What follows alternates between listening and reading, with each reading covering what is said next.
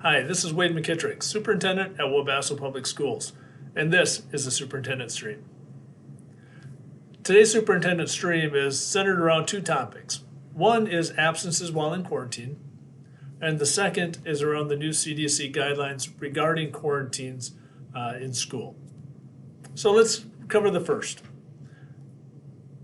My son and daughter is in quarantine. They attended their classes in Zoom.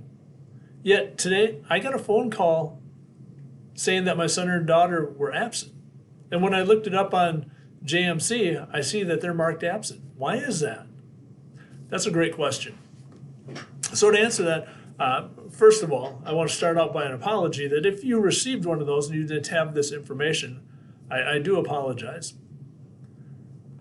So when students are out in quarantine, we are indeed marking the students' absence, regardless of whether they attended class via Zoom or not. The reason for this is that we are anticipating that at the end of the school year, the Department of Ed is going to be requiring the school districts to submit a attendance impact report, a report that shows the impact that COVID-19 had on attendance in the state of Minnesota.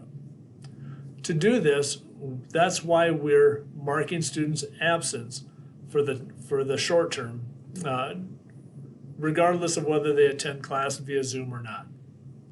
This will make more sense in just a moment. By marking it, it allows us to be able to generate a report at the end of the school year that we can then forward into the Department of Ed. So yes, we're trying to take a proactive measure that way.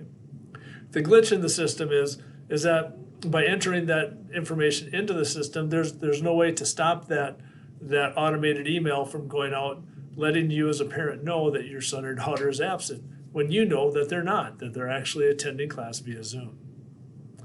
So if you receive that, we ask you just ignore it. If you know that your son or daughter is in the Zoom class and they are attending, don't worry about it. They're just fine. They're not being penalized for having to be in quarantine and following the rules. I guarantee you that.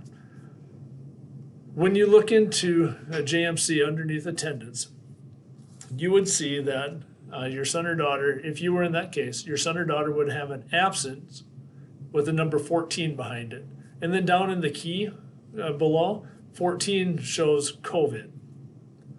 Students who have an excused absence, number 14, which means a COVID absence, they are not marked absent in the permanent record. What I mean is it won't show up on the report card. It doesn't show up on any permanent records. It's simply in there temporarily as a placeholder. It's not something that shows up on their permanent record. I hope that makes sense on to why we're doing this and how that will look to your son or daughter on their report card and in the long term. Again, I just want to reiterate this. If they're marked absent because of COVID-19 reasons, it does not show up on their permanent record. It does not show up on their permanent attendance record. It does not count against them. They are not unexcused. They are not in trouble for it whatsoever.